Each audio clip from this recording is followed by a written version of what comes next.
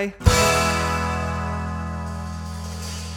Hello, everybody. Welcome to Knock Knock Hi with the Glockenfleckens. Over here, we have Kristen Flannery, also known as Lady Glockenflecken. Ooh, switching it up. You are Will Flannery, also known as Dr. Glockenflecken. That's right. No first name on the Dr. Glockenflecken. It's just Dr. Yeah. Glockenflecken is the last name. Doctor is the first name. Doctor is the first name. Yes. No middle name. Right. Okay. That's correct.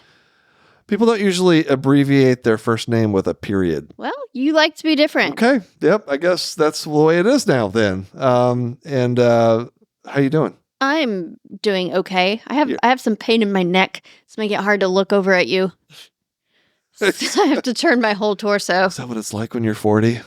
No, I think this is what it's like when you're hypermobile and your trainer, who really was helping, moves to another state. Well, we're talking to somebody that has some experience in pain. That is true. Maybe I should have asked him if he could help me out. And addiction. I'm not addicted. You're not addicted, but we're talking to Max Jordan Nguemeni. That's right. Somebody I know from Twitter. We talk about, we lament the death of our favorites. Once upon a time, our favorite social media platforms. Yeah, it's true. But he's a fascinating individual, assistant professor of general internal medicine and health services research at UCLA. He has an interest in primary care for people with sickle cell disease, and he's also passionate about managing pain and addiction. Yes. So we talk a little bit about that. But he's also was very central in the unionization efforts. Yes. Up in Boston. That's right. Mass General. Oh, you always Brigham. get these mixed up. It's like two Too many hospitals. They're letters. like the same thing. MGB, I think is what he calls it. Yeah, Mass General and Brigham is the two different things. So I don't know. It's just a thing. It's hard for you. It's okay. It's all right.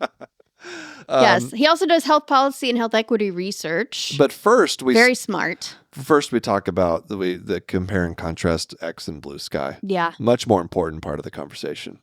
Yeah. So just, if that's not your thing, feel free to skip ahead about 5 minutes. What's your like top, if you could only choose let's say 2 social media platforms to just have on your phone? Instagram. Is it like you just have like a bunch of, I still don't understand. I don't use Instagram. I mean, I'm on it, but yeah. What do you just like looking at pictures? Oh my God. So embarrassing. I'm embarrassed for you. You're supposed to be a social media personality. I have a big blind spot when it comes to, it's right over where my optic nerve is, or my physiologic blind spot. That's where Instagram lives for you. Instagram lives for me. So, well, Instagram has many things, as you know, because you post there. There are photos and largely videos on Instagram. That's what I post these days. Okay, so Instagram, what's your second? LinkedIn.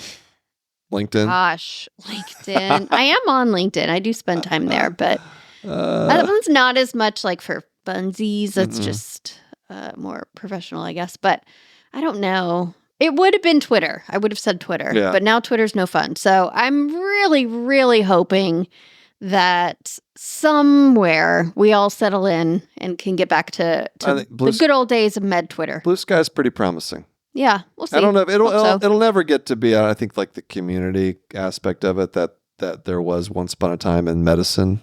But that's okay. I mean, it's, well, I hope we can at least get something approximating that, because those were good times. I would probably also choose TikTok. Yeah, you would. Mm-hmm. I'm almost never on TikTok. Really? You never just scroll through mindlessly? No? Well, you're missing out. Am I? There's a ton of brain rot on that app. So, if it's just a part of your brain you're just wanting to rot away, TikTok's the app for you. I'm good. All right, great. Well, let's get to our guest, shall we? All right, let's do it. All right, here is Max Jordan. Today's episode is brought to you by DAX Copilot from Microsoft. To learn about how DAX Copilot can help you reduce burnout and restore the joy of practicing medicine, visit aka.ms/knockknockhi. Again, that's aka.ms, like Microsoft, /knockknockhi. You ever have that attending who is just an absolute fountain of knowledge, and you wish you could just sit down and have coffee with them and be that third person in the room while they discuss those things. Yes. I am not that attending, but I do like to follow them around. And I wish that there was a podcast where I could emulate that kind of energy and have this third person feel like they're in the room with us, going into the nuances of what it means to be patient with someone, how to be therapeutic, but also being able to delve into off-topic and candid things about what it's like to Candor be a resident. things. Talk like humans do with candor. Do you hate Mondays like the cat Garfield? I do hate Mondays. Well, we want to make it better for you. How can you make Mondays better for me? Maybe you can listen to our podcast, How to Be Patient, where you hear Preston and I be talking about psychiatry. I have to be very patient with Margaret. Because I'm advanced. Because I'm a couple of years. I'm a PGY4 psych resident. Preston, you are PGY2, which is 2 less. Margaret and I are not normal residents. We're cool residents. So if you want a boring podcast, I'm gonna get hazed for that. I would My avoid our program. show. But if you want to tune in, check in with us every Monday, and we'll be posting new episodes where we talk about topics ranging from cognitive behavioral therapy to vitamin D, how I feel about Fortnite, and everything in between. Stregonona Fall, And Stregonona Fall. the Lizzie McGuire of it all.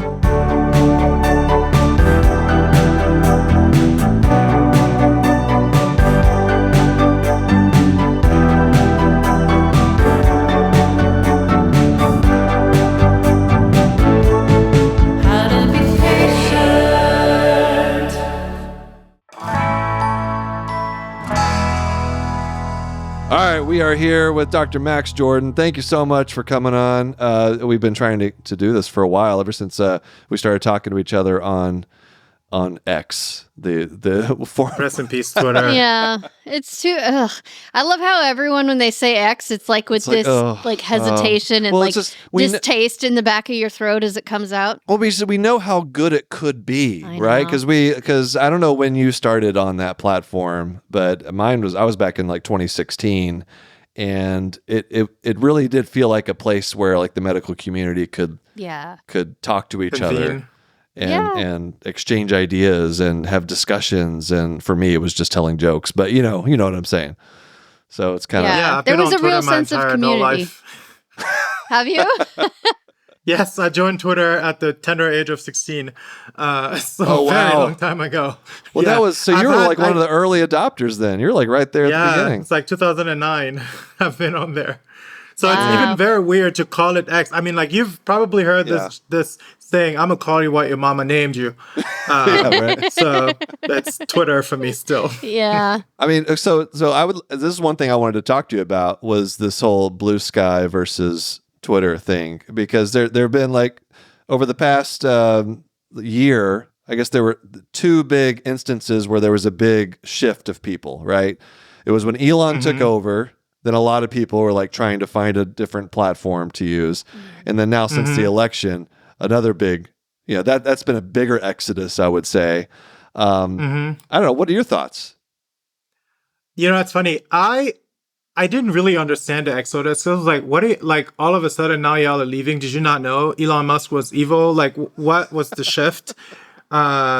So, I mean, it sounds like a lot of people, myself included, like the platform is less and less enjoyable because you got all these porn bots responding to your tweets. Oh, it's awful. And all the new the right-wing verified accounts that are sort of like spilling over onto your timeline. Well, are you sure? Are you sure the porn bots aren't just interested in health disparities and health policy research? I don't know. Well, so here's the thing. I always tell people so Twitter still has these safety mechanisms that I continue to use where like I don't allow most people to respond to my tweets. If I don't follow you for most of my tweets, you cannot respond to me. And people are like, well, that's not fair. It's supposed to be a democratic platform. I'm like, it's my democracy.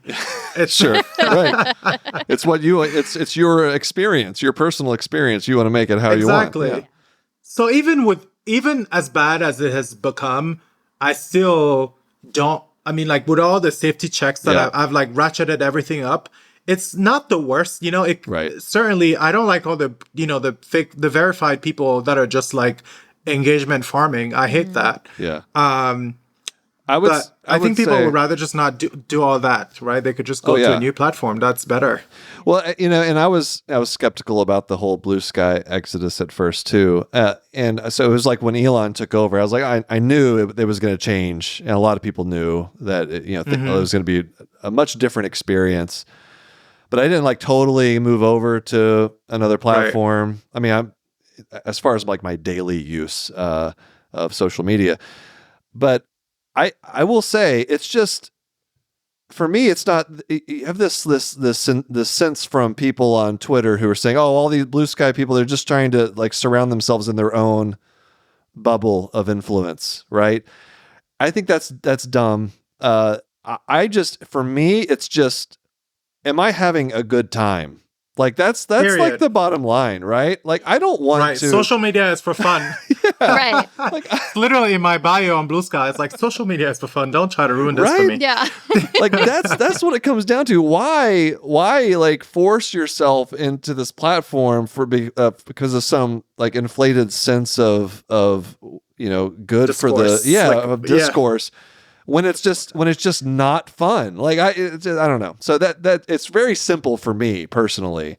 And so I actually did a little experiment for myself.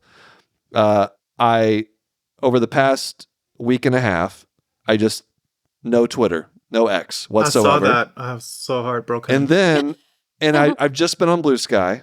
All right. And it really feels like the early days of Twitter in a lot of ways. Like there's not as many features. There's not as many people over there, but the posting, it just, the noticeable lack of like bots and like porn bots and stuff, definitely a plus. And then just yesterday, I like re-downloaded Twitter and I just opened it up for the first time in like a week and a half. Immediately I was introduced to pornography on I was like, this is okay. Like, and then 20 seconds later, I deleted the app again. It was like, this is exactly, what I thought that experience would be, coming back to this platform after having a breath of fresh air for a week and a half. It's interesting hearing you two both say you get porn bots, because I have never gotten that. So I really don't. It's really rare because I secure my who can respond to my posts. But if they're not secure, it's in the like hidden replies or whatever. And I'm like a kid that's trying to touch the hot iron. Yeah. And I'm like, I wonder what's in the hidden replies. And then I'll click and then I'm like, oh God. So I don't think I'm as good as you are at like locking down the account. You don't do that kind of thing. I don't have as many safety. Right. Maybe that's where it could be better. It could be. But still, it's also. But I wonder if it's a gender thing on the algorithm's part, right? Of like. Probably. I'm showing sure. it by default. Yeah, I mean, the biggest men. consumers of porn are men. Yeah. So. Right. And we definitely, and that was a clear difference that I was also able to notice with Bluesky. There's definitely no algorithm that's like feeding you content that does not exist like on Bluesky. Following. And it was kind of cool because it's like chronological. It's like once I saw the tweets or the posts that have been on Bluesky for the day, I was like, that's it. No more content. Yeah. Like, you better go do something else. I got to the end. It's like that just does not exist on X. So anyway, I'm really, this time around, as more people have moved off of X onto Bluesky, I feel like I'm enjoying the platform a little bit more. How about Threads? How does that fit into all this anymore? I don't know. I don't spend any time on it. I refuse to join another Mark Zuckerberg platform. Yeah, I hear that sometimes. Nobody likes Zuckerberg either, so... Well, what is Instagram's enough. What do you get out of social media personally? Like, what is your goal when you're getting on there and either posting content or? It's a mix of things. I learn, right? Like, I learn a lot on Twitter, man. People post their papers. I've made friends. I've made collaborators. I have two papers not just two. I have several papers that I've written with people that I first became friends with on Twitter. Like one of my favorite collaborator outside of medicine is a sociologist, Victoria Ray. We met on Twitter on my like old Twitter account. That is basically like, it's like only my college friends on there and like random Black people on the internet. That's like my non-professional account. So the learning meeting people randomly that you would have like not met otherwise. There's a lot of good entertainment on there, man. Like Black Twitter. I mean, like, you know, when I was on Twitter as a college student, like Black Twitter became a thing when we were like watching Scandal live, like as a community, live tweeting it, right? Like, that's why I haven't left, because if it was just the academic part, I think there's the academics have like left a lot of them. Yeah, there's right? a lot of academics on Blue Sky. But I get way more academic engagement on Blue Sky, but the jokes are still on Twitter, man. Like there's just some things you cannot replicate. So Black Twitter has not migrated over for the most part. There's been some. There's a Black Sky is a thing. Yeah. And someone said, actually was thinking the other day when Drake sued UMG and Kendrick Lamar, and I was seeing jokes on on Blue Sky. I was like, you know what? I think this place has potential. Yeah. If this is taking off here, it's gonna keep growing. I mean, they're at like 24 million users now. I think they're at 20 million last week. So it's like, I think it's real this time, right? There's hope. There's you got the other ones. They're like what was it, Mastodon or something? I don't know. Mastodon's over. That's done. That was too complicated. So it's honestly, my biggest annoying.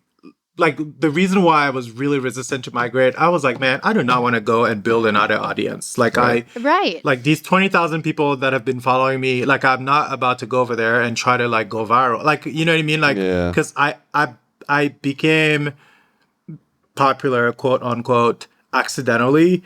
I'm not a content creator per se. Like, you know what I mean? Like, it was accidental. So I was like, how am I going to have another accident on another platform? Like, right.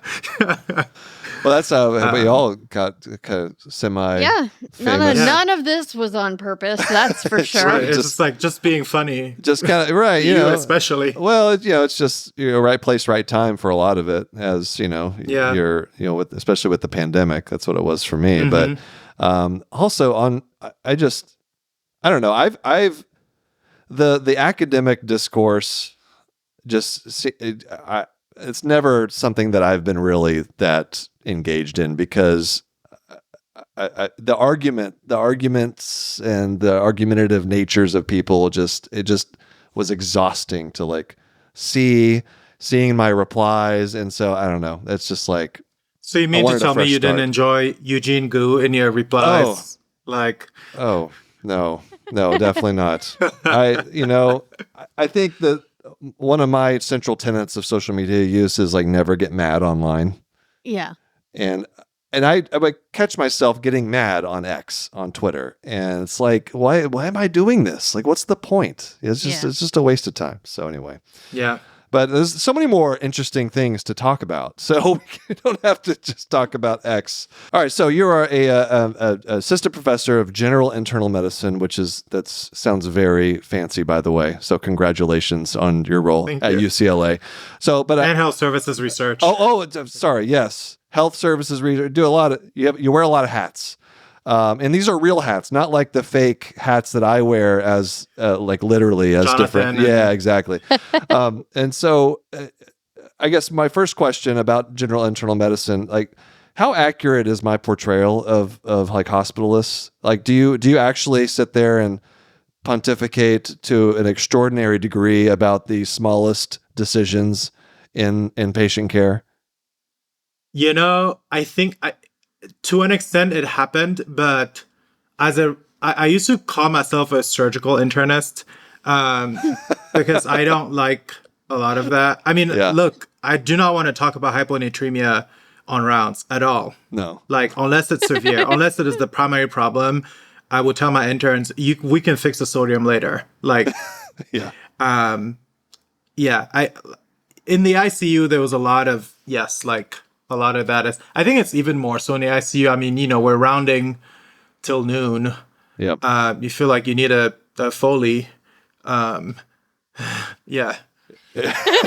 Just thinking and talking about it is hurting him physically. Well, trust me, we don't need to talk about internal medicine topics. I was going to ask you to give us a lecture on hyponatremia, but I think we'll skip that. Oh God. So when did your I guess the time when I became aware of your social media presence and kind of what you do is with regard to resident unions. So Yeah. I'd really like to talk with you about that. Can you give us just a summary of where we are right now with unionization efforts among residents, just generally? We are experiencing a purple wave. And I say purple wave because CIR, I say our, like I'm still a resident. I mean, I think I get to say our for another, like for the rest of this year. Like I still feel like a resident. Yeah, I mean, all of Philadelphia area residencies that were not already unionized just filed at the same time, which is really cool. So like CHOP, Jefferson, Temple, because Penn won their election the same time as we did last year. So that's 3,000 residents in the Philadelphia area plus Delaware. In Rhode Island, we have Brown residents just filed their election, or rather filed their, like, like we are planning to unionize. You could either recognize us or give us an election date. So I think probably by the next couple of years, a majority of residents will probably be represented by CIR or unionized in general.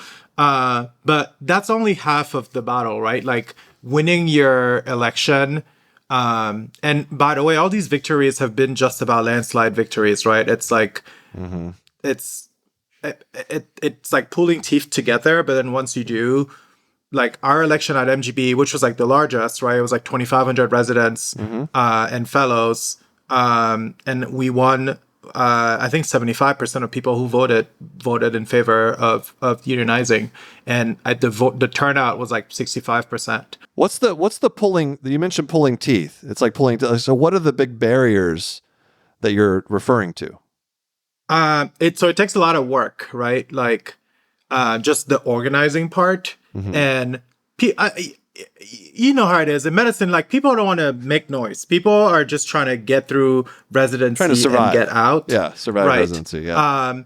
So imagine we're all working these busy jobs, and then we have to organize. Like when I was an intern, the worst of times, right? Like work is over, I gotta now go door knocking, the equivalent of door knocking, right? We used to call these walkthroughs, where we're like going workroom to workroom across the hospital to try to talk to people. Hey, may I interest you in a little project? And getting more people involved in the day-to-day work of making the union happen was just so hard, right? I mean, I had a colleague in emergency medicine who told me, man, this really feels like it's just a small number of people or a small army trying to whip up, or a small number of people trying to whip up an entire army into unionizing. And I was like, yes, it damn sure feels that way. Why don't more of you get engaged, right? Like, because... But people are afraid. There was a lot of fear mongering. Like certain program directors, would tell, like in surgery, the surgery program directors might tell their residents, do you really want internal medicine residents to be in charge of representing you? They're going to want to take away your benefits, right? So like there's all this opposition coming from administration. They will put the residents in these captive audience meetings, right? They're like, it's noon conference, but then you show up and it's the like we had a department chair and like some like the vice president of education cancel an educational conference so that they can come talk to us about not unionizing. Well, I mean, they couldn't say that per se, but so they could come talk to us about the union project. And of course, like nobody want to hear that. Right. So it was a lot of work. Yeah. I spent a lot of time on this. Yeah, because there are rules about like they can't come out and say you shouldn't form a union. Like that's are those like right? They have to be a little more ambiguous about it. That's why I like the surgeon saying, "Oh, well, do you really want to intern it?" Like even that's like pushing the boundary of like what you're allowed. Oh yeah, to there was say. a lot of boundary pushing. Yeah. I mean, I'm sure some program directors probably. I mean, I had a friend who's a surgical resident who was grilled in the operating room by an attending. This is ENT, those 7-hour cases. Yeah. There was a Boston Globe article that came out, and one resident was talking about how like they were struggling to make ends meet and find time to go to the dentist and all that kind of stuff. And so then this attending grilled him in the OR and was like, "Are your teeth dirty?" Like, I mean. That is the most captive audience of captive audience meetings, right? You're stuck in the surgical gown. Yeah. Yeah, you can't go and anywhere. someone is grilling you about unionizing. Yeah. So And these are at this point now, like when we're talking about unionizing, that's hard, in Philadelphia, we're talking about like all the residents and all the programs in Philadelphia coming together under one union, right? These aren't just like hospital individual unions, or how is that? So it would be the union is CIR, and it's like it's national, but it would be like each chapter, because you can only file, the filing is based on who your employer is. But I think they did a really smart thing of organizing at the same time, because now all the hospital leaders are like under pressure, right? They can't use the person across the street and say, well, they're not doing that over there. Yeah. Like, do you know what I mean? Yeah, that makes sense. When we filed in Boston with MGB, the residents at BMC were already unionized. And so really all were left at the time were BI and Tufts and like maybe some other smaller hospitals whose names I don't, like Mount Auburn maybe. Yeah, Mount Auburn is one. But BI just filed, and like they're galvanized by the fact that MGB is already unionized. And like and MGB had this like sort of like carrot and stick approach where they announced out of nowhere a new $10,000 stipend and an additional 7.5% inflation-related raise in like March or so, when they had already told us in late January that our inflation adjustment was going to be just 2.5%, right? So it was clear that like, okay, this big bump is about trying to get us to shut up about this union thing. Right. And they made it even clearer when then they sent this letter maybe a week or two later with every department chair signing at the bottom. The letter essentially said, now that we've given you all this nice stuff, right? The new $10,000, the additional 7.5%, and your health insurance is now at no cost. Can we ask you to stop with the union? So we can address this as a family. So this was a union bribery, a union busting tactic, is just to give you a little bit more, just to say, okay, we're treating you well now, at least for 1 year. right. Yeah, and so they did that, and we're not going to stop. Yeah, right. But it had an effect around town, right? So like now all of a sudden we're like, my raise from PGY2 to PGY3 was like 15 grand. And the BI resident next doors are like, oh, what are y'all going to do for us here? Like, and so BI residents got a raise. There was like a market effect, sort of like marketplace shock. Yeah. BI residents got a raise. The Boston Children's next door, they got a raise. And I think it probably also helped the BMC residents because they were in the middle of negotiating their contract. I'm pretty sure that also helped them seal a better deal, right? Because you can't be trying to pay people $10,000 less than what their peers across town are making. Yeah. So I think that what they're doing in Philly is really smart, and like we're just gonna apply pressure on all these people all at once. Yeah. And they can't pitch you against each other that way. Exactly. As well. That's smart. And so now it's been since because I remember when the Boston what was it, the first union, the big BMG, you said, what was MGB? MGB. MGB. why I couldn't come up with the three letters. It's been about a year, I think, since that. Yeah, we won our election in June of 2022, I think, or 3, I don't remember. So anymore, has it? But yeah, now that you're like over a year later, has it gone as expected? Have there been? Is everyone playing ball? Is it, where are we at? Has it gone as expected?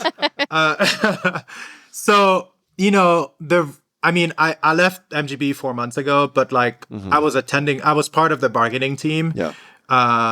Up until like my last day, I was going to bargaining meetings, and I'm keeping up with what's going on because I'm super invested in this. They're playing hardball. They're not meeting the residents where we think that they should meet the residents. So they're like, by the time I finished residency, we had agreed on a lot of items on the tentative contract, right? But we're still not there with the big ticket items. Like they first came to the table offering us like a 4% raise over 3 years, and we were like, "Are you kidding?" Right? And only months later, they offered the MNA, the Massachusetts Nurses Association, which is a union at the Brigham. They got a 25% raise over 3 years. So like we know you can do more for the residents, and so that's one of the big ticket items that are still being sort of like negotiated over. Gotcha. Another one is like fertility preservation, because they like to say, "Oh, we offer fertility preservation," but the reality is, you can only get fertility preservation under that insurance plan if you have a diagnosis of infertility, which is not one. It's not fair if you're like, and how do we diagnose infertility in women? You need to have been trying to get pregnant for a year. How does one get pregnant?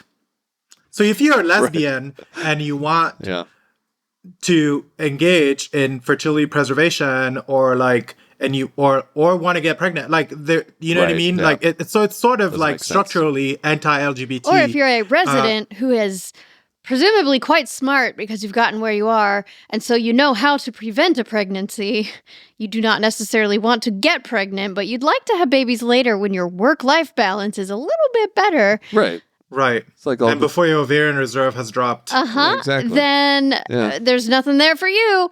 But you made a good point about it being anti-LGBT, type of policy, and I'm sure that's Right.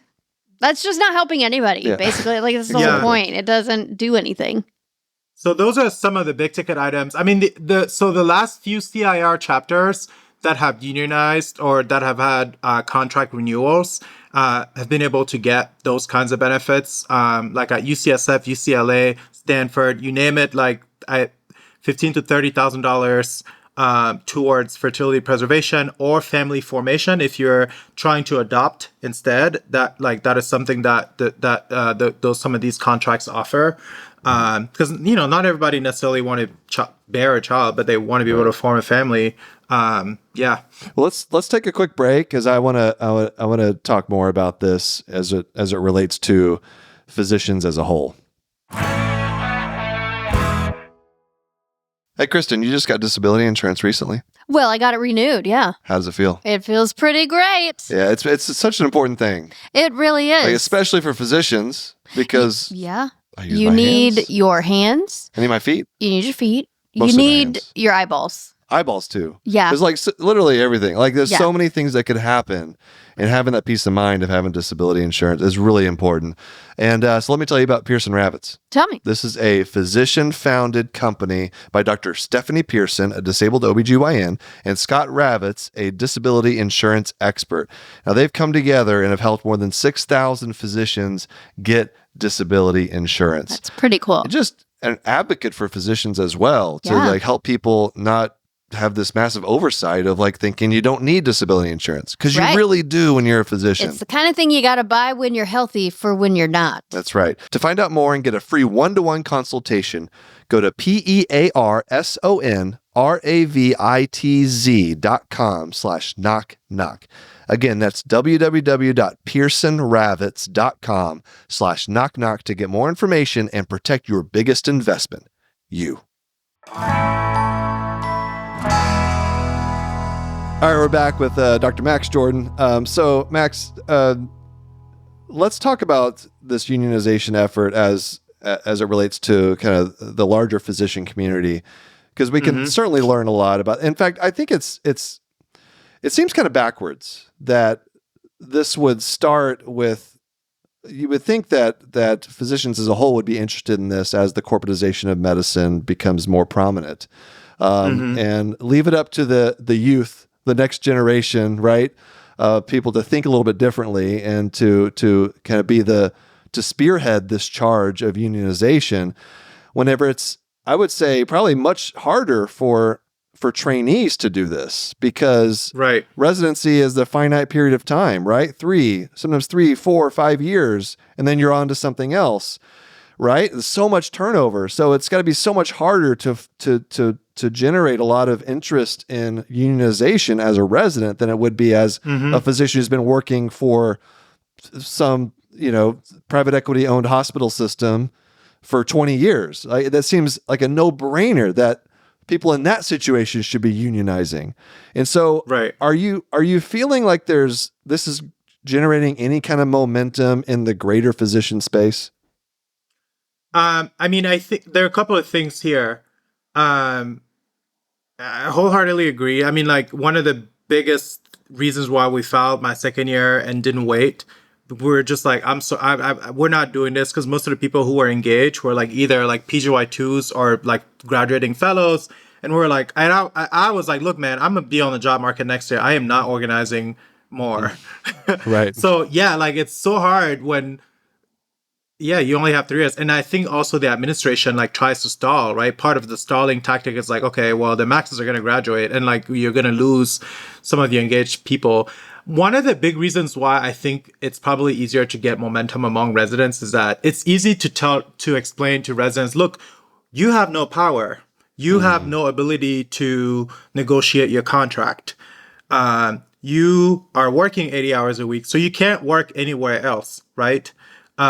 Realistically, or maybe you can moonlight in this hospital here and there. But for the most part, like, residents, we're locked in a terrible situation, right? So like the union is like one way to really help kind of get you out of what can feel like you have no alternative sort of option to help defend your interests, your material interests. But I think with attending physicians, there's so much individualism, right? So many physicians, like, you probably saw that Washington Post article that was like talking about physician earnings and how like the median total earning of a physician is like $350,000, which obviously, like, if you actually look at salaries, that wouldn't be median salary, right? But that's because a lot of physicians do other things, right? Like, there's that doctor on Twitter who talks about doctoring differently.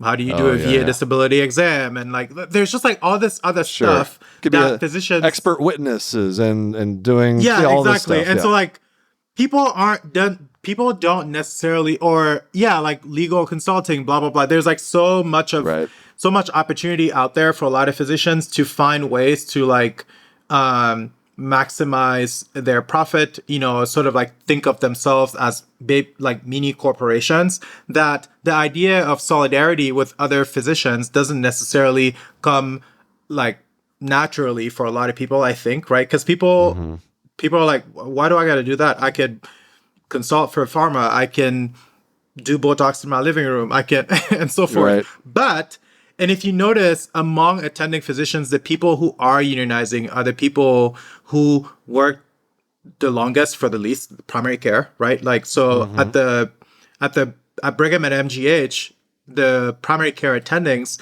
who are like the people who taught me primary care, are now unionizing, and I'm super proud of them.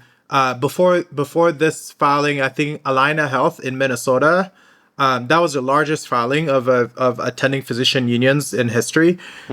So I think PCPs, right, make a lot less money than, I don't know, neurosurgery or whatever, and a lot more pajama time than like anybody else. So like being able to engage in the sort of like, me as a physician as a mini corporation is a lot more difficult for primary care doctors. So like, it's probably the activation energy to think of like solidarity with one another, to address working conditions is probably lower in that specialty.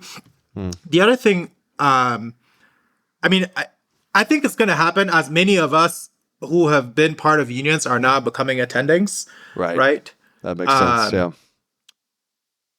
And hopefully, I mean, political education is like non-existent in medical school. And if you think about who gets into medical school, it's people who are coming from well-off backgrounds, people who have been taught either implicitly or explicitly that like unions are bad, because look at nurses, they want to take breaks. Or like, you hear, I mean, literally you hear surgeons complain about OR turnover time, right? Like, and they're like, why can't I get an OR turned over in 15 seconds? It's because of the union, right? Like, cause they want to take breaks. And so like, I think, I mean, even when I was organizing and trying to talk to my colleagues, about getting this project off the ground, like, people would use their nursing union as like a reason why we should not unionize, because people would say, well, nursing unions, the nurses are all about like me, and it's not about the patient. And I'm like, what what the hell, right? But that is Yeah. what a lot of people have been brought up with as like members of like, upper class society that can be really anti-worker, right? But we have to Yeah. realize we are workers. We work for big corporations. And it's only getting worse, as physicians are unable to own hospitals going forward at least for now. There's more Optum, United Healthcare owned hospitals that are employing now. Optum is the biggest employer of physicians in the U.S. And so I agree with you. I think especially as this new generation starts getting into leadership positions in medicine, that unionization efforts will increase. Mm-hmm. So I agree. I don't know. What do you think? Yeah. Well, I'm just like he said, now you guys are workers. That didn't used to be the case as much, right? You Yeah. had more autonomy and more. And I think maybe that is some of the reason for the generational divide on the issue as well, right? Is because it's really sinking in for the younger generation who didn't ever get to be in a world where doctors had more autonomy, right? It's always just been this. I think the income disparity that you mentioned, though, is going to be a big barrier, because right now, like all residents are all making about the same amount of money. And so, it's probably easier to get people on board from a salary standpoint. But then you're talking about attendings with, you got the surgical subspecialists that make, 2 to 3, 4x times what, pediatricians and some primary care physicians are making. And really to get, I think, a strong unionization effort, you need buy-in from people Across the board. board. And I think that's going to be a big challenge, unfortunately. That's why the filings among attendings have been either like PCPs or hospitalists, right? Your generalist specialties. And I mean, even at the residency level, I got to tell you, the people who were the most opposed to supporting the effort or were the most afraid, either it was like their program directors are scaring them out of this, or like I remember one resident in a specialty that makes a lot of money was like, well, whatever, those $10,000 mean nothing for me. I'm gonna make X amount of money, right? Like, right, yeah. Like even at the residency level, people already know that they're gonna be our bosses, right? They're gonna be the ruling class of the the medical profession. So like even among residents, this idea of having solidarity among each other because we make the same salary, like it breaks apart very quickly when they're reminded that even as residents, they are the ruling class, right? Like, I mean, like within MGB, like surgery residents and orthopedic surgery resident, just to name a few specialties, had like additional like material benefits that the rest of us didn't have, like meal cards, all this kind of stuff. And like, so when the effort got off the ground, like I remember a surgery program director saying, "Oh, they're going to take away your meal cards, those medicine residents," right? Like, and sure enough, when we got all these raises, right, the institution took away all the program specific perks. But even when you took away those perks, everybody still made it out with more money in their pocket. But now they're no longer the ruling class among all the residents, right? Like, you're not special anymore with your meal card. Yeah. And like there was some resentment over that. Wow. I mean,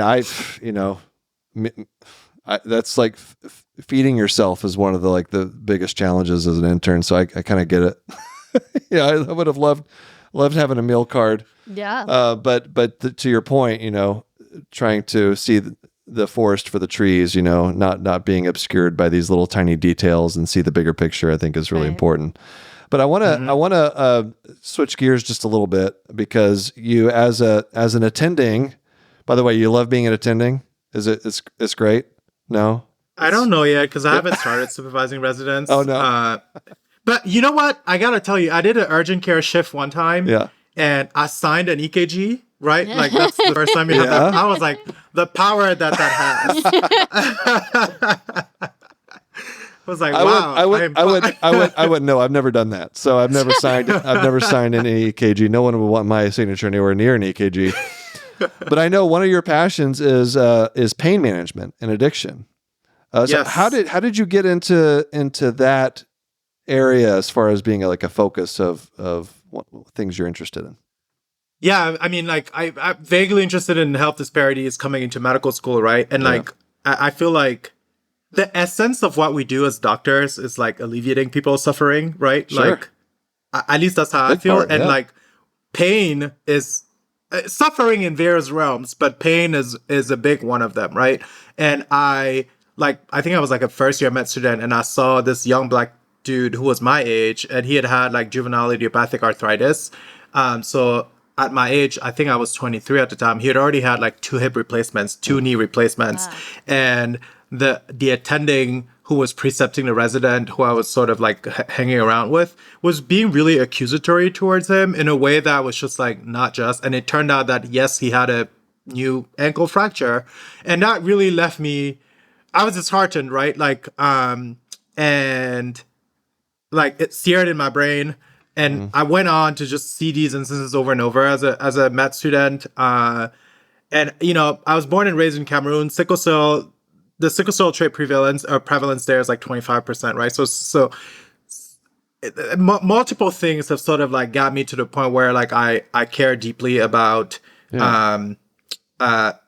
doing people's pain care right. And I think we can do a lot better. Also, Hella Hansen, who studies buprenorphine and methadone and the opioid epidemic and the anthropology of it all. Like, she gave a lecture when I was a med student that really had me hooked on bupe. Like, as in like metaphorically. I don't know what bupe tastes Not like. physiologically. Well, tell people Right. about buprenorphine. Yeah, bupe is a partial mu opioid receptor agonist. And a delta and kappa opioid receptor antagonist. And it has these really interesting properties, unlike all the other opioids, in that there's a ceiling effect, right, on respiratory depression. So you cannot die from buprenorphine. You might be zonked, but you're not going to stop breathing, unlike all the other opioids, no matter how much bupe you take. Unless you also take benzos and alcohol, like, you know, all the other stuff that can also depress your respiration. Right. And there has actually been no documented ceiling effect around pain. So you can keep giving more of it, right? It's also the most potent of all opioids besides fentanyl. So, you know, when I dose bupe for someone who is opioid naive, it's in the microgram range, right? Okay. Micrograms. Yeah, small. When you're dosing bupe for someone who has opioid use disorder, now we're talking about milligrams, right? Because, so second most potent opioid, so you only really need tiny amounts of it to alleviate people's pain or to get the effect that you want. And then it has the strongest affinity of the mu opioid receptor, which means that that's part of why it can, you know, precipitate withdrawal if you were on opioids before. But it means that any small amount of buprenorphine in your system protects you from an overdose from other opioids because it's so tightly bound to the mu opioid receptor. So what does that mean? You can give people bupe and give them other things, and that only makes it safer. One of my my pet problem in clinical medicine is like, how do I get more people to integrate buprenorphine as part of their pain management? And the VA has started to suggest it. It's part of their chronic pain guidelines as of 2022 now. They're suggesting that people consider buprenorphine as a first line compared to all the other opioids. They don't recommend it, they suggest. Is it just just like a bias against any kind of opioid? Is that the wall that you're trying to tear down in terms of acceptance of buprenorphine? Is it pretty much accepted at this point?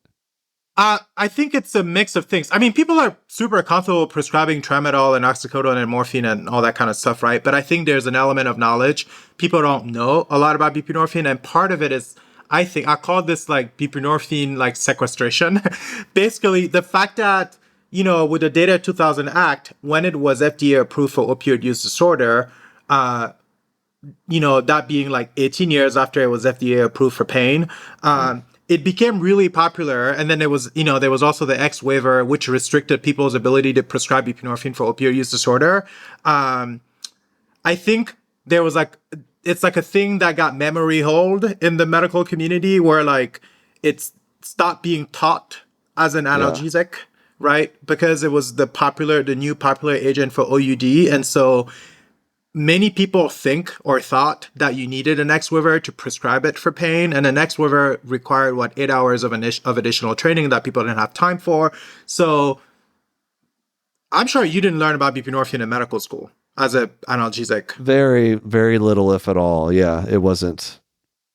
Right. You learned about morphine.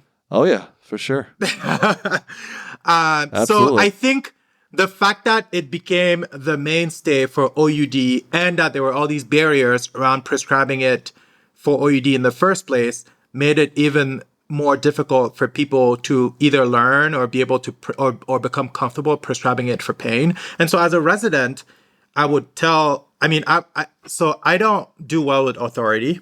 So I've run against walls in this realm where I would be like, this medication is safer than morphine and Dilaudid and why are we not comfortable prescribing this? You know what I mean? But of course, there's other stuff around whether insurance is going to cover it. It costs more. There's like all this other stuff. But I think even at the acceptance level, people don't know enough. Yeah, because both of us at various times in our lives have received strong pain medicine for surgeries and surgeries whatnot. and everything. I would like to know what that feels like. And neither of us have ever received buprenorphine, as far as I can tell. And I guess my thought, I like kind of lump it in with like methadone as like, this is something you give to people who already have an opioid use disorder. That's the most common. Right. That's the way it's usually given, right? But you're saying at much lower doses, it's an analgesic. Right. Yeah. I mean, the first FDA indication, 1982, it was the IV or IM bup that was for pain. It was discovered to be an analgesic. It was just incidentally found to be also really good to treat opioid dependence. Yeah. And so I feel like a lot of people probably have my level of knowledge about it and thinking that, I'd never thought that this could be just something that we give for pain, just like anything else. And it's in some ways safer. So I don't know. Kind of cool. I mean, if people would get on board, it sounds like it's got a lot of. Yeah. It seems like the benefits outweigh the risks. So talking about pain, how annoyed are you with social media and how people talk about fentanyl? I figured that alone might drive you off of X as a platform, because I see you guys, some of you like pain specialists, people who are really interested in pain, talking about some of the fentanyl and it just like, I feel bad for you because you're like, it's like beating your head against a wall trying to like explain. Yeah, the demonization of fentanyl. Yes. You listen to what was it, the vice president debate with what's that guy, JD Vance? Yeah. He called it, I can't remember what he called it, but he did not call it fentanyl. He called it something else. But yeah, I mean, like, it's super frustrating, right? Because opioids, like, I don't know if you've ever considered this, right? If you're on a desert island and you needed 3 medications to survive, have you thought about what you would need? Oh, Caffeine. Okay, that's a supplement. That doesn't count. 3 minutes. Unless you're a baby that needs lungs, like 3 I don't know, it premature feels like a babies. medication when I get up in the morning. 3 medications to survive. I would say aspirin, maybe. So a blood thinner in case you have start having a heart attack. Fair. I mean, Personal. If you consider water a drug, it's a chemical, but It's I don't not know. a drug, not medication, is what he said. Medication. Oh God, this is a good question. Yeah, I've never thought about this one. You're for asking Desert the Island. wrong guy. I haven't That's thought right. He would about. tell you need some eye You drops. need some refresh artificial tears. Visine or Visine. No, however Oh, you he want ate to- Oh, we don't use Visine. We don't use Visine. Some contact lens solution. I don't know. What do you say? What are the 3? I would want opioids, some kind of opioid, either Dilaudid Okay. or fentanyl. Not just for survival, but just like pain. You're on a desert island, right? Do you break your leg? I would want steroids. You can do a lot with Yeah. steroids Yeah. and antibiotics. Those are the three Such medications good that I answers. would want. Why on didn't a- we on think of a- any Because of we're those? not internists. See, like he prescribes these things all the time. I would want antibiotic eye drops. Okay. But see, that's I'm just I don't think very broadly. I'm just very much in my own little world in ophthalmology. But Yeah, those for are that good infectious answers. keratitis or whatever. That's you don't want that. And then one more thing before you go is you gave us some stories from your past, and one I have to have you tell about the accidental screenshot, Oh God. please. Okay, I'm not gonna go into like very in super details about this, but I took a screenshot of a conversation with this woman that I was interested in or dating or whatever, and meant to share it with my friends from college. And the screenshot, it was like me, like you're in a group chat and you're getting advice like how should I respond to this, that, and the third. Yeah. And so like I responded to this thing that she was asking me about or whatever, and then I took the screenshot and meant to share it with my close friends from college or and I was like, look guys, this is what I said in a kind of funny way, but I sent it to the PGY 2 and 3 chat. No. And here's the thing, I don't have notifications on for WhatsApp, so I didn't realize that people had started to respond to the screenshot. And so like one of my close friends starts texting me. He's like, Max, what are you doing? Delete that message. And I go to WhatsApp and there's like a ton of responses from my co-residents Oh no. that are like, I was so embarrassed. It was so funny. I was like, well, I guess now everybody knows what it's like to be single and trying to date in Boston. Would this have been worse if it was like at the very beginning of residency? Because it sounds like you were like a year in whenever this happened. Right. This was the third year. Okay. I think it would have been worse. Is like people don't know you. You know what I mean? Yeah. By then, people knew. Like like. Also, this was internal medicine like there Yeah, are a PGY lot. 2 and 3, all the medicine. There I are know a it's a lot lot of of us in that group residents. chat. Yeah. Can you imagine? And so, I mean, I deleted it soon enough that not everybody ended up seeing it. Yeah. Like, but a lot of people saw it, and so then like And other all people the joined rest the. heard about it later. Yeah, Yeah, sure. probably. They were like, what happened? Can someone fill me in? Was there a lot of back and forth about the appropriate course of action since it is a A little bit. And in fact, at one time, a co-resident who I helped with, like I covered on a moonlighting shift or something, I don't remember. And then he like sent me a treat and was like, you can use that for your dating life. Good. So I like it. yeah, like the joke continued on for months. didn't get to live that one down. Let's tell people where to find you. You got a Substack, right? That you write on. It's called Adverse Reaction. I love it. That's great. Adverse Reaction. It's a free Substack, so people can check that out. Also, are you restarting up your podcast? I'm planning to at some point in the new year. I've recorded one episode so far. Okay. I'm just trying to get these grants off of my desk first. Research. That's kind of an important thing. Yeah. Well, now that you said, like, now you have to do it because we're talking about it on this podcast. So it's Yeah, people, please go listen to it. There's like 50 episodes up. It's called Flip the Script. There you go. Yeah. All right. Well, good Nice. luck with that. And let's see what. Oh, you're still going to be on X, I guess, for now. And and Blue Sky. And Blue Sky. Any other? Is that your main social media presence right there? I use Instagram, where Okay. my name there is game.set.max. It's like a tennis cute. bun. I like it. Yeah. It's Yeah, good. because I play tennis. And TikTok. I think my TikTok name is also good. game.set.max. Yeah, I'm kind of all over. Oh, good. All right. I don't post much on TikTok though, but I think when I restart more content creation or whatever we call this, I will be pushing stuff. I'm a bit partial to TikTok. I think it's great. So In my Jonathan has biased told opinion. me. Yes, that's right. And all your social media, do you talk mostly about health disparities there, or what can I people talk about find there? everything, honestly. I talk about pop culture. I talk about Beyonce. I talk about Drake. I've seen you Whatever. talk. It's very much. Sorry, go ahead. I've seen you talk about tennis as well. Yeah. a bit. Yeah, exactly. honestly, it is my fleeting thoughts. It's just like whatever crosses my mind that I wouldn't mind being printed on a billboard, I'll post it. It's the way it's supposed to be. Yeah. All right, Max, thank you so much for joining us. It was a pleasure to talk to you. Thank you for having me. And thank you for all that you do, your comedy and raising awareness around CPR. Can't even begin to say how much all of what you guys do means. Well, I appreciate Thank you. that. That is so nice. Yeah, especially this one over here, Kristen. You know, Right. She's 10 minutes of CPR. Yeah, well, as I always say, we had just gotten a mortgage, so, That's right. Just say, you're not leaving me right now. Exactly. Get back here.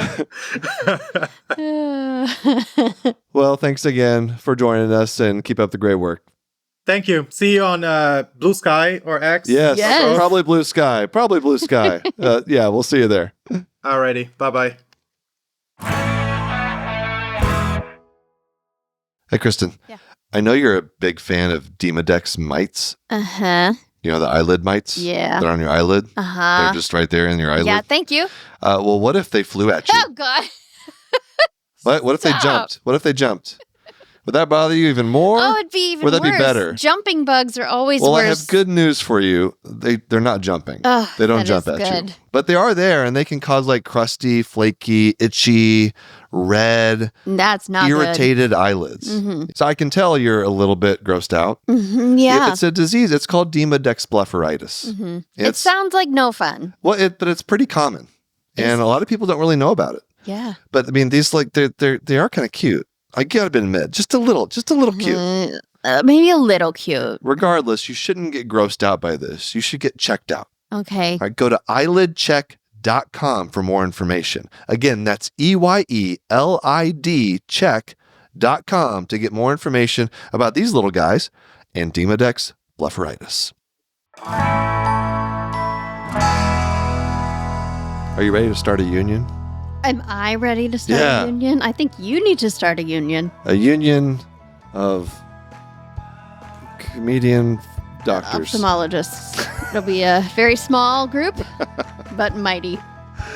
No, I always have. I think I'm gonna sound like an old guy, but we talk to the youngins. Mm-hmm. I'm always so impressed by just their ability to do things like organize and Yeah. just fight for what's right. Right. What they know is A strong right. sense of justice. Yes, to make positive change, which is why because we need a lot of that in healthcare. So Yeah. I'm very encouraged by I'm glad they're doing it what because Dr. they Jordan still had have to the youth and the energy. the youth and the It's going to take energy. a lot of that. Give us your youth. Give us your energy. We need it. So let us know what you thought of the episode. That was great. It was a lot of fun talking with. I've been trying to talk with him for a while on here. He does a lot of really cool stuff, so Yeah. everybody should go check out his social media. Lots of ways you can hit us up. Email us, knockknockhi@human-content.com. Visit us on our social media platforms. And visit our Human Content Podcast family on Instagram and TikTok @HumanContentPod. It's got some great pods coming up. And so thank you to all the great listeners leaving feedback and reviews. If you subscribe and comment on your favorite podcasting app or on YouTube, we can give you a shout out. Like @Tomorrow River on YouTube said, Dr. Oz, it's going to hurt. Thanks for speaking out.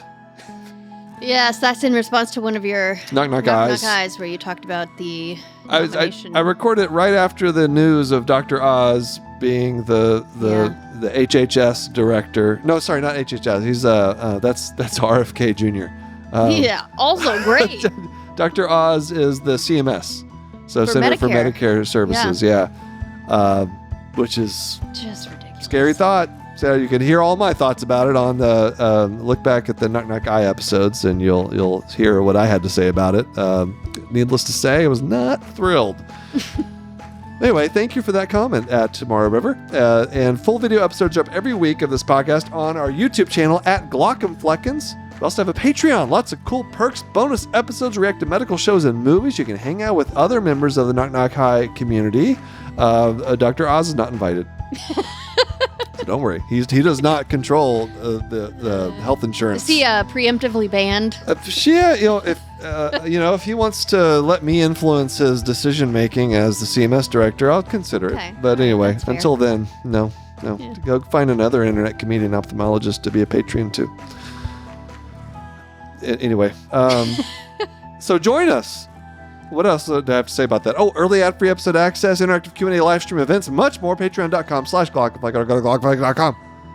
Speaking of Patreon community perks, I sound like I'm like coughing up something. You sound when I like do an that. old man waking up in the morning. Patreon community perks. New member shout out, Jamie R. Thank you, Jamie, for being a patron. Welcome. Also, shout out to the Jonathans as usual: Patrick, LaCSC, Sharon S., Edward K., Stephen G., Marion W., Mr. Granddaddy, Caitlin C., Brianna L., Mary H., KL, Keith G., Jeremiah H., Parker, Muhammad L., David H. ×2, Kaylee A., Gabe, Gary M., Eric B., Marlene S., Scott M., Kelsey M., Dr. Hoover, and Bubbly Salt. I feel the need to point out that Eric and B are different people. Eric. It is not Eric B. Oh, Eric. There's Eric and B. Yes. Yes. Because I feel like B is maybe getting like the short end of the stick here, right? Like I'm going to call out B specifically because it's probably not been clear all this time that B is its own person. I'm sure B is very excited about this. Patreon Let Time, random shout out to someone on the emergency medicine tier, Catherine R. Thank you, Catherine R., for being a patron, and thank you all for listening. We're your hosts, Will and Krista Planny, also known as the Glockenfleckens. A special thanks to our guests, Max, Jordan, and Nguemeni.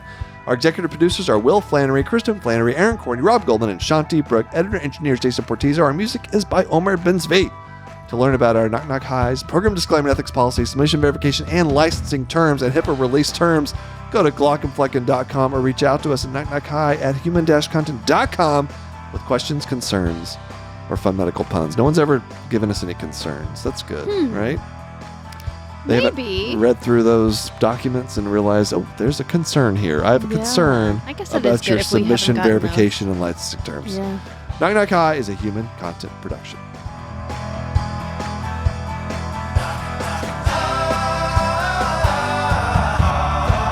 Knock, knock. Goodbye.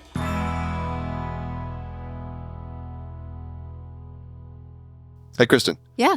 You know we love DAX Copilot here. We sure do. Like it's great. Love it. Little Jonathan in your pocket. Yeah. I know, right? Cutesy. Helping out with admin burden, documentation. And one of the things I really like is it can like organize your notes for you. Yeah.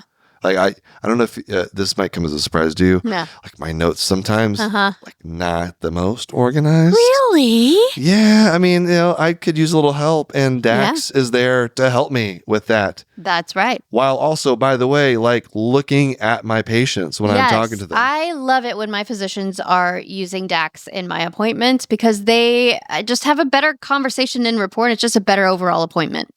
And one thing that people might get a little bit concerned about with AI products is safety. Yeah. But DAX Copilot is backed by Microsoft's robust like security. I feel great about their security and HIPAA compliant. HIPAA compliant.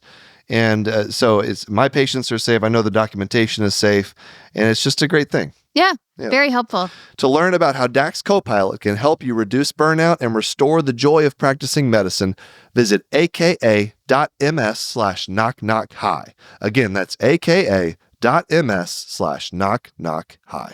Thanks for watching the episode. You can find more on that playlist over there. If you prefer to listen or you just had your eyes dilated, you can binge full episodes wherever you get your podcasts. Or join the party over on Patreon, where you get early access episodes, hang out with us, get lots of exclusive bonus content.